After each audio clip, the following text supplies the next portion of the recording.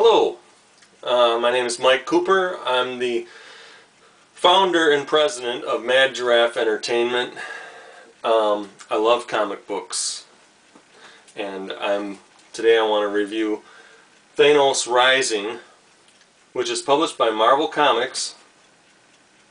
Okay, came out today, Wednesday, April 3rd, 2013. It's written by Jason Aaron with art by Simone Bianchi. This is his artwork on the cover. Now,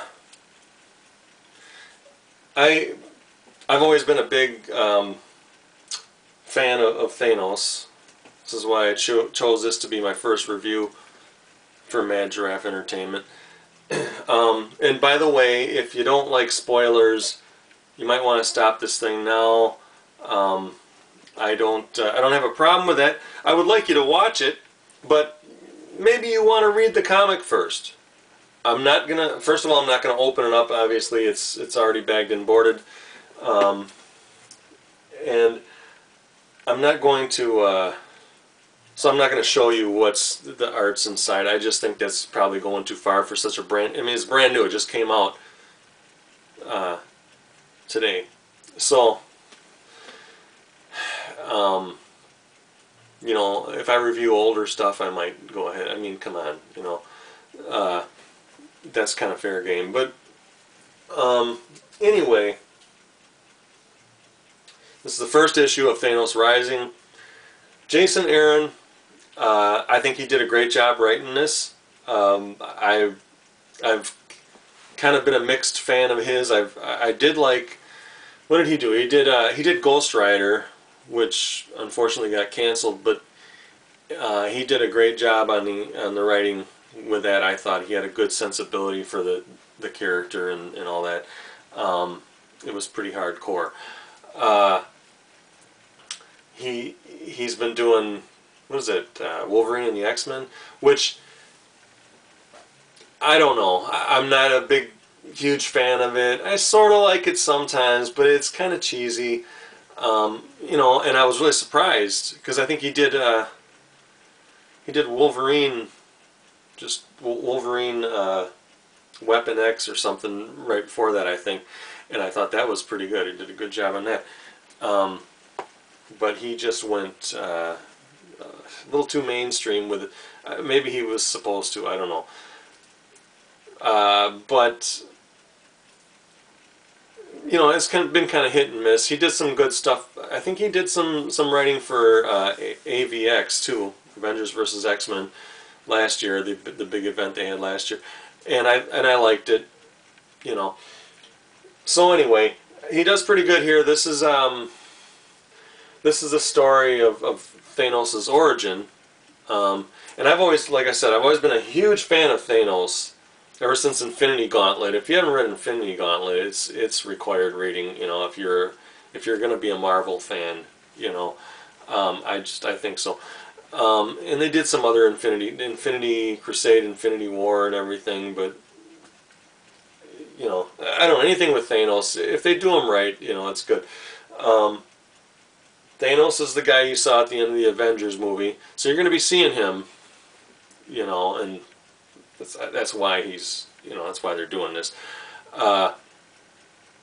He's going to be the next big badass in the Marvel Universe. Galactus is another one of my favorites. You know, I like purple. Galactus is a different kind of purple, more of a reddish purple. Thanos is more of a bluish purple. But that's the cool thing about purple, is awesome. I mean, that's the thing about purple. You can be different kinds of purple. And, you know, Hawkeye's purple, but I don't know. I've never been a big Hawkeye fan. Anyway, where was I going with this? So anyway, but yeah, you know, go ahead and don't watch all of this if you want to read the comic first, but come back to it, and then you can judge whether what I say makes any sense, or probably doesn't, but I would ask you to be nice with your comments, you know. Comic fans have a reputation that I'm trying to kind of You know, I don't want things to start looking like YouTube. You know, the crap that they post on YouTube pages. You know, let's all be nice to each other, because we need more of that. You know, the evil, we can keep that in the comics. So anyway, Thanos is he's pretty bad, and the story ends. I'm just going to start here with the end. It ends with Thanos at a kind of a turning point in his childhood, where he has to make a decision, which is going to basically dictate the rest of his life, I would think. The stuff about the lizards, I don't know if I totally get what that was all about. I'm hoping that they flesh that out a little bit more, you know, as the series goes on. But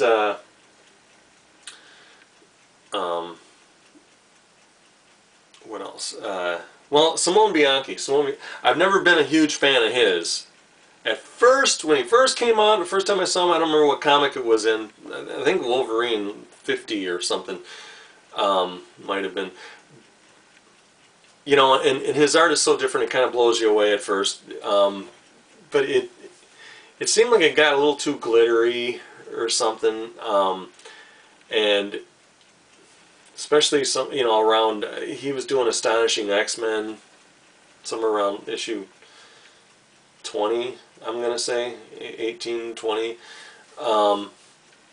and I kind of stopped liking him then.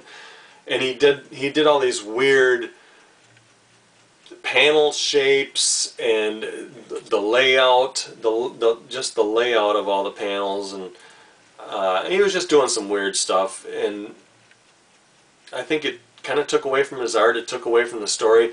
And I'm kind of wondering with this, if somebody said to him, hey, can we tell more of a straight story, let's not distract people, because his art is less distracting in here, and it's actually probably the best I've seen it. So I mean, that's great. You know, I don't hate the guy, I just haven't liked his, you know, where he's gone with his art. But I think he does an excellent job here. I don't really like how he did Thanos' chin, but it's kind of a minor thing. You know, I think comic fans, sometimes we go a little overboard with all the criticism of the artist's interpretations and stuff like that. And then when the characters show up in the movies, we're like, oh, why are they doing this and all that, and why, you know, oh, Spider-Man, you know, Uncle Ben didn't die in the street, you know, whatever, all this stuff. I mean, you know, let's keep it in perspective and all that. But so I think he does a really spectacular job in parts of it. There's a splash page with just all Thanos that I think looks badass. I mean, really good. So kudos to Simone Bianchi. I'm looking forward to the next part of it.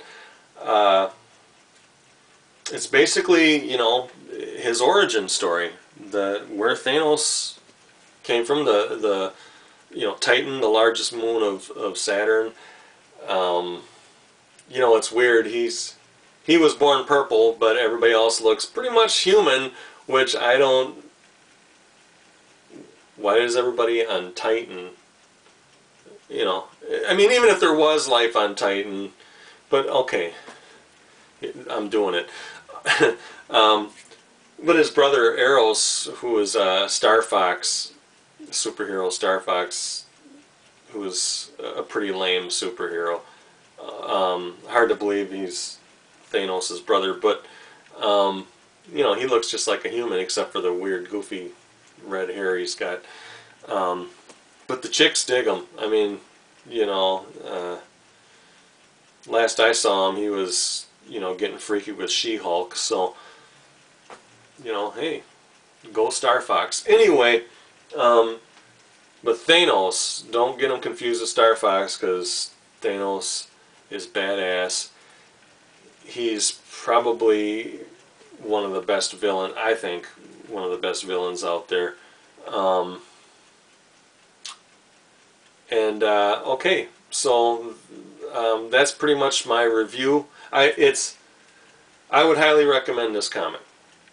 I don't want to give it stars, but I'd give it maybe 4 out of 5, or let's say a 9 out of 10, 8 out of 10, 7 out of, it could have been better. It could have been better, but it's a solid story.